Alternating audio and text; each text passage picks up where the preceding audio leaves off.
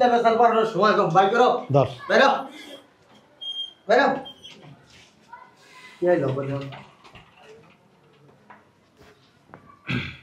আপনারা জি আমি একজন ম্যাজিস্ট্রেট। এখানে কেন ভিতরে আসি, ভিতরে যে কথা বলি। আসেন।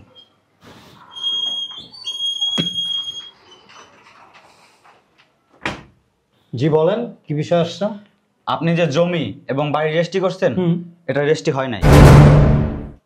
কি বলেন রেজিস্ট্রি হয় নাই মানে? আপনি যে ভুয়া দলিল দিয়ে অন্যের জায়গা এবং বাড়ি নিজের নামে রেজিস্ট্রি করে নিতে চাইছেন, এই জন্য আপনার নামে মামলা হয়েছে। থানায় যেতে হবে, কোর্টে হাজিরা দিতে হবে।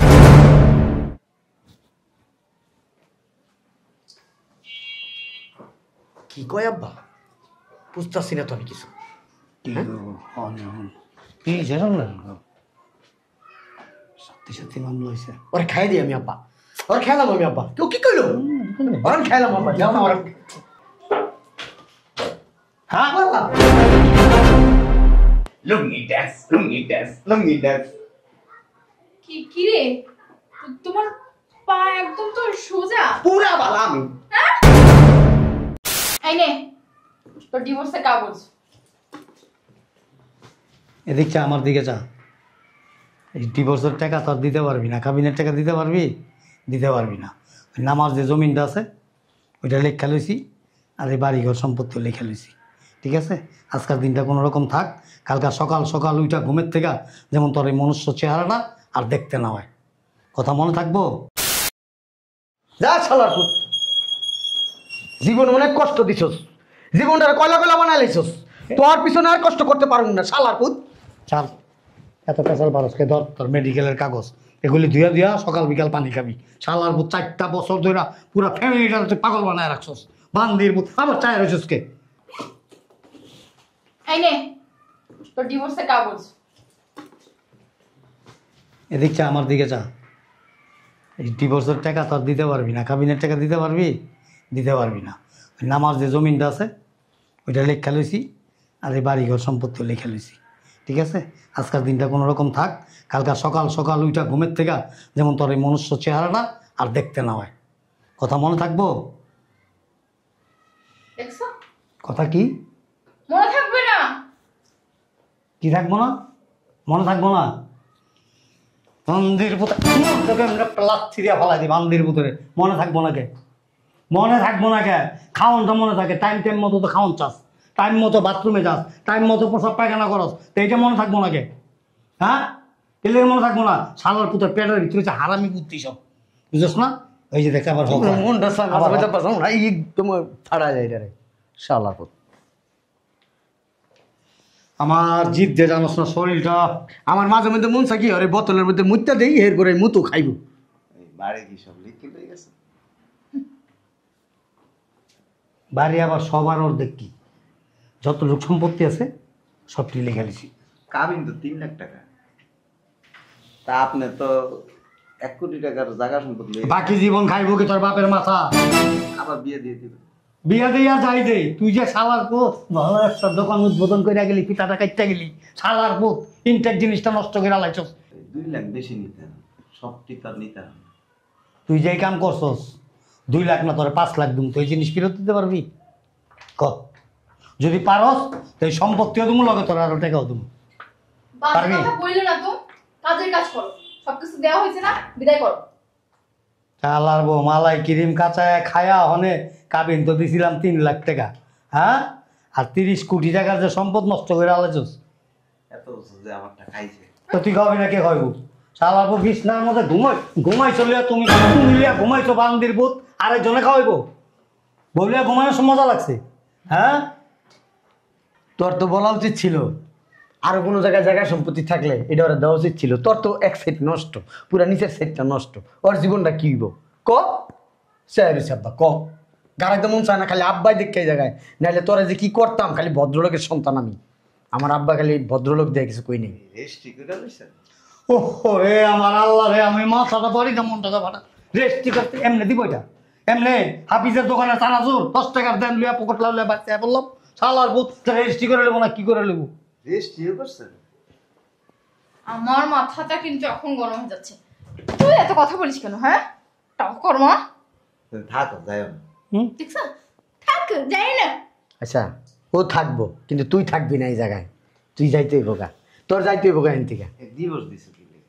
হুম আমি কি কইছি ডিভোর্স দিতে? ডিভোর্স দিছো কি লেগা? সুন্দর করে একটা বেলি ফুলের মালার মতো বানায় গলার মধ্যে ঝুলে একটা টুং টুং টুং টুং করতাম নাকি? হ্যাঁ, ডিভোর্স দিব না কি করব?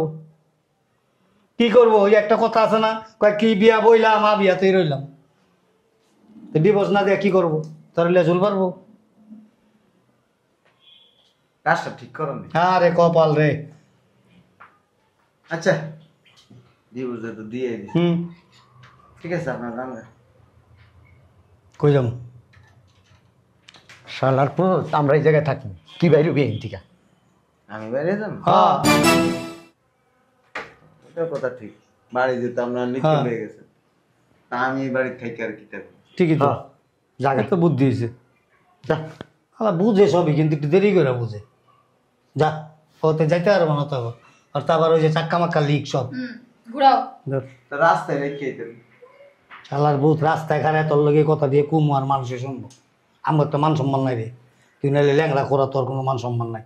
তোর ওখানে কাম কি? তুই ওখানে মাজারে মাজারে মসজিদে মসজিদে মাদ্রাসার সামনে, রাস্তা হাটে বাজারে দোকানের সামনে খাড়ায় খাড়ায় আল্লাহ দেন কোন রকম দিনটা কাটাই দিই। আব্বাই কিন্তু ঠিকই কইছে, তোর শেষ বয়সটা সেদিকে যায় কাটাকাটি। তো ভালো কথা। ওই যে মোড়ের চার দোকানটা আছে না, ওই দোকানের কোনা দিয়ে দেখছে একটা বেরিয়ে যেমন হয়ে থাকে। পিতলা বেচার পর সময় কম, বাই করো, ধর, বেরো বেরো। কি হইলো বলো? আপনারা জি, আমি একজন ম্যাজিস্ট্রেট। এখানে কেন? ভিতরে আসি, ভিতরে যে কথা বলি। আসেন।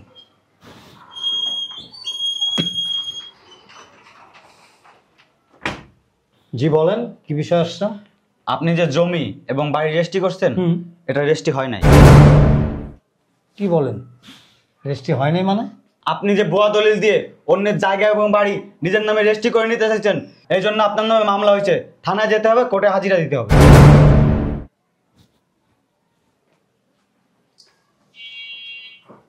কি কয় আব্বা?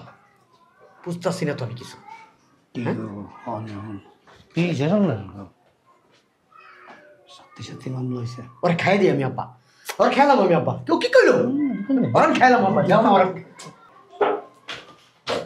হ্যাঁ, লুঙ্গি ড্যান্স, লুঙ্গি ড্যান্স, লুঙ্গি ড্যান্স। কি রে তোমার পা একদম তো সোজা। পুরা বালা আমি। আপা ও আপা থাপড়া থাপড়ি করিস না। আমার একটা চিমটি দে তো। এমন টিপস কে দেখ গেলাম না সমস্যা। এ 4 বছর ধরে আপনার নাটক দেখতেছি। ওই যে ডাক্তার যে রিপোর্ট দিল, বুয়া কেমনে?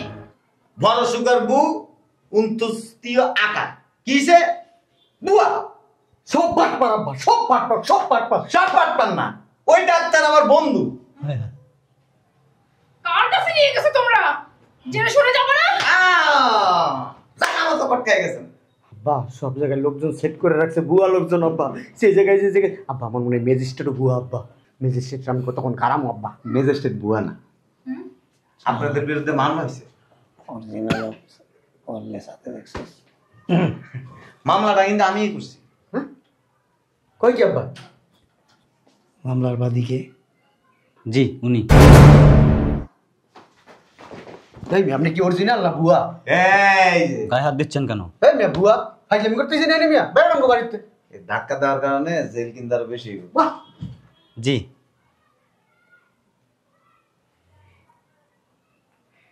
শয়তানের লাড়ে ছাড়লে মানুষ এই ধরনের কাজ করে। থানা পুলিশ মামলার কি দরকার ছিল? তুমি বললে তো আমরা। সবকিছু মিটমাট করে নিতাম। হ্যাঁ, হ্যাঁ আব্বা কিন্তু ঠিক কইছে। এই ভিতরে চলো, ভিতরে। হ্যাঁ ভাই, আপনারা জান গা, আমগো ফ্যামিলির ব্যাপার তো, এটা আমরা মিটাইতেছি। হ্যাঁ চল। তালাক হয়ে গেছে। তালাক না। সাইয়া বেকারার হে। আপনারা যে লোভী, এই 4 বছর আমি বুঝে পাইছি। তোমার আগেই কইছিলাম আব্বা, এত লোভ করা ভালো না। তুই কথা কইস না। আমার ব্যাংকের অ্যাকাউন্টের পুরো ফাঁকা বানাইছে। বিশেষ প্রয়োজন ছিল। কি মনে করেন আপনি? বলদ, বোকা।